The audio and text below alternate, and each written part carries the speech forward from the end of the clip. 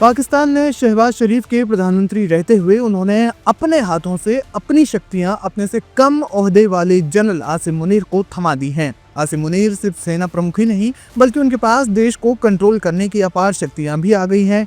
कुछ मामलों में उनके पास प्रधानमंत्री शहबाज शरीफ से ज्यादा ताकत मिल गई है और वे आधिकारिक तौर पर पाकिस्तान के चीफ ऑफ डिफेंस फोर्सेस बन गए हैं। इससे न सिर्फ उनकी ताकत बढ़ गई है बल्कि प्रधानमंत्री के कुछ अधिकार भी कम हो गए हैं। ऐसे में सवाल यह है कि पाकिस्तान में प्रधानमंत्री शहबाज शरीफ के कौन से अधिकार कम हुए हैं। एक्सपर्ट्स मानते हैं कि आसिम मुनीर की सीडीएफ के पद पर नियुक्ति पाकिस्तान में सैन्य और नागरिक शक्ति संतुलन में एक बड़ा बदलाव लेकर आई है।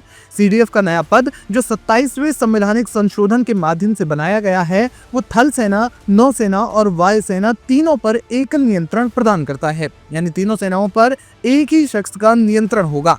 इससे मुनीर पाकिस्तान के सबसे ताकतवर सैन्य व्यक्ति बन गए हैं, जिससे सेना का प्रभाव और ज्यादा मजबूत हुआ है।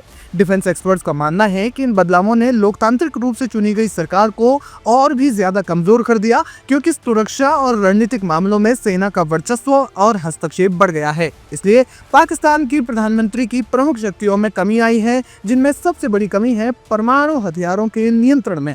पाकिस्तान में परमाणु हथियारों के नियंत्रण के लिए एक कमेटी होती थी जिसे नेशनल कमांड अथॉरिटी या एनसीए कहा जाता था। इसके चेयरमैन प्रधानमंत्री होते थे, लेकिन अब 27वें संशोधन ने एनसीए को एनएससी यानी नेशनल सिक्योरिटी कमेटी से बदल दिया है और आसिम मुनीर सीडीएफ के रूप में अब इस एनएससी के सीधे प्रमुख हैं। इसका प्रभाव देश की विदेश नीति पर भी पड़ेगा। विशेषज्ञों का मानना है कि शहबाज की स्वतंत्र विदेश नीति अब सीमित रह जाएगी। कोई भी नागरिक सरकार अपने देश में स्वतंत्र विदेश नीति लाती है, लेकिन जब वहां पर सेना का कंट्रोल हो जाता है तो फिर वो विदेश नीति थोड़ी आक्रामक हो जाती है। सेना में निर्वाचित सरकार का दखल घटा। पहली बार पाकिस्तान में किसी एक व्यक्ति को सीडीएफ और सीएओएस बनाया गया है, इसलिए चीफ ऑफ आर्मी स्टाफ के नाते आसिम मुनीर थल सेना के ऑपरेशंस को भी देखेंगे और सीडीएफ होने के नाते वायु और नौसेना के ऑपरेशंस की भी रिपोर्ट उन्हें मिलेगी। एक्सपर्ट्स कहते हैं कि अब सेना को किसी भी काम के लिए प्रधानमंत्री को नहीं पूछना पड़ेगा। ऐसे में सेना पर प्रधानमंत्री शहबाज शरीफ का नियंत्रण लगभग खत्म हो गया है। हालांकि ये सब पहले से ही चलता था, लेकिन अब इसे संवैधानिक रूप से लागू किया गया है।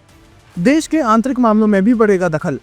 सेना के आईएसआई जैसे तंत्र पहले से ही राजनीति में सक्रिय है। ये नियुक्ति विपक्षी दमन या फिर प्रांतीय नीतियों जैसे बलूचिस्तान विद्रोह पर शहबाज शरीफ के फैसलों को कमजोर करती है।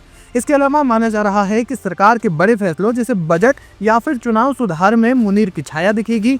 इससे राजनीतिक अस्थिरता बढ़ेगी, फेयर इलेक्शन की संभावना कम होगी और अभिव्यक्ति की आजादी पर भी डंडा चलेगा, जो शहबाज सरकार न करने की कोशिश करती रही है। पाकिस्तान के विपक्षी दल इसे सरकार का संवैधानिक तख्तापलट कह रहे हैं। जानकार मानते हैं कि अगर निकट भविष्य में आसिम मुनीर नागरिक सरकार का तख्तापलट कर भी देते हैं तो इसमें कोई हैरानी की बात नहीं होगी।